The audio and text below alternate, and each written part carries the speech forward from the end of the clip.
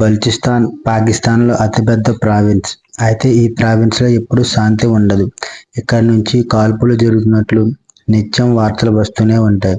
బలూచిస్తాన్ ఏ 3 దేశాల మధ్య ఉంది మరియు పాకిస్తాన్లో ఎలా చేర్చబడిందో ఈ వీడియోలో తెలుసుకుందాం. భారతదేశ పొరుగు దేశమైన పాకిస్తాన్లో బలూచిస్తాన్ ప్రావిన్స్ అతిపెద్ద ప్రాంతంగా ఉంది.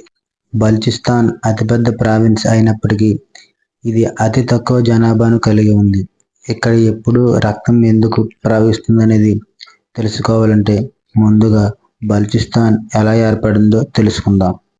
4 వేర్వేరు రాచరిక రాష్ట్రాలను కలపడం ద్వారా బలూచిస్తాన్ ఏర్పడింది. ఇందులో కలత్, మక్రాన్, లాస్ బేలా మరియు కరన్ రాష్ట్రాలు ఉన్నాయి. నిజానికి భారతదేశం మరియు పాకిస్తాన్ విభజించినప్పుడు భారతదేశంలో చాలా రాచరిక రాష్ట్రాలు ఉన్నాయి.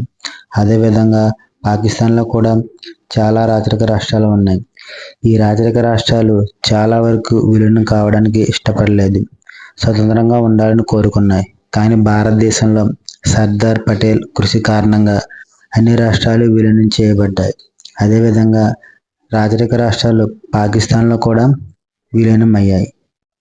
సమాచారం ప్రకారం బలూచిస్తాన్లో 3 రాచరిక రాష్ట్రాలు అంటే మక్రాన్, లాస్ బేలా మరియు కరన్ వెంటనే పాకిస్తాన్లో విలీనానికి సిద్ధంగా ఉన్నాయి. కానీ కలత్ రాష్ట్ర అధినేత అహ్మద్ యార్ ఖాన్ సిద్ధంగా లేరు. ఆ సమయంలో పాకిస్తాన్కు చెందిన మహమ్మద్ అలీ జిన్నాను తన తండ్రిగా పిలిచేవాడు. కానీ అహ్మద్ యార్ ఖాన్ కలత్ని ప్రత్యేక దేశం కావాలని, మరే దేశంలోని విలీనం చేయకూడదని కోరుకున్నాడు. కానీ పాకిస్తాన్ ఒత్తిడి మరియు సుదీర్ఘ చర్చల తర్వాత 27 మార్చి 1948న అహ్మద్ యార్ ఖాన్ పాకిస్తాన్లో విలీనం చేయడానికి అంగీకరించాడు. కానీ అహ్మద్ యార్ ఖాన్ సోదరులు ప్రిన్స్ అబ్దుల్ కరీం మరియు ప్రిన్స్ మహమ్మద్ రహీం తిరుగుబాటు చేశారు.